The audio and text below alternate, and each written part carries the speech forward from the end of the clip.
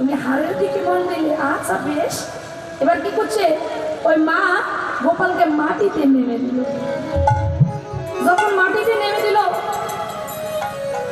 গোপাল মনে মনে চিন্তা করছে, মা তুমি তোমার গোপালকে মাটিতে নেমে দিলে, গোপালকে তুমি চিনতে পারলে না মা, তুমি ধরে রাখতে পারলে না মা, তুমি তোমার ওই প্রতির মধ্যে মতি ভ্রমণ হয়ে তুমি আমাকে ভুলে গেলে না।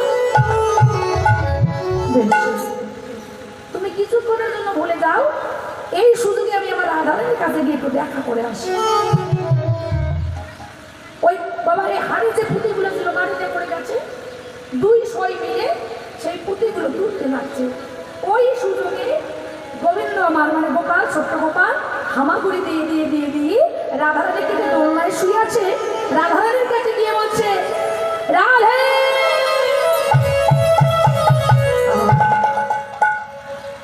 রাধারানী বুঝতে পারলো কে আমায় ডাকলো, চেনা কণ্ঠস্বর, কে আমায় ডাকলো।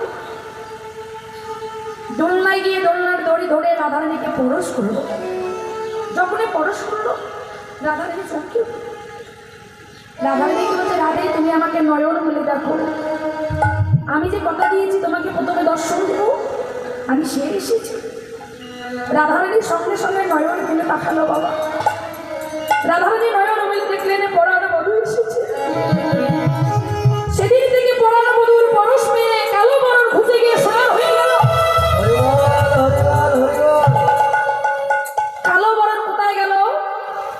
আমার গোবিন্দের অঙ্গে, আর গোবিন্দের সোনার বরণ এলো আমার রাধারানীর অঙ্গে। এবার কৃত্তিকা যশোমতী দুইজনে যখন এলো তাদের কাছে, এবার বলছে, সই দেখ দেখ দেখ, আমার রাধারানী এত সুন্দর হয়ে গেল তোর গোপালের জন্য, সে দেখতে পারি নাই, আজকে দেখতে পাচ্ছে এত সুন্দর হয়ে গেল, আজ থেকে আমার রাধারানীকে তোর বরণে সম্মান করে দিল। আজকে তোর গোপালের জন্য যখন আমার রাধারানী দেখতে পেল, আজ থেকে আমার রাধারানীকে তোর গোপালের চরণে আমি সঁপে দিয়ে গেলাম। জানিস সত্যি যেদিন হতে আমাকে চরণে সঁপে দিয়েছে, আমি সোনার বরণ হয়ে